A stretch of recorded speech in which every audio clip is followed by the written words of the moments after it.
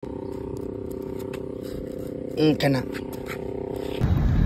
Hello guys, maayong adlaw guys. So on the way ko karon sa Kamambugan guys kay mag food package delivery. So nanapud tay gamayng pahalipay guys kay naka-booking man ta sa Kamambugan guys. So naatay money hunting challenge ha. So pangitaan ninyo.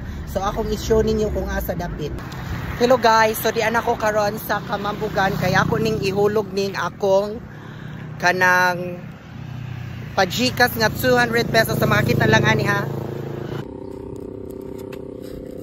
Kana. Kana siya guys ha.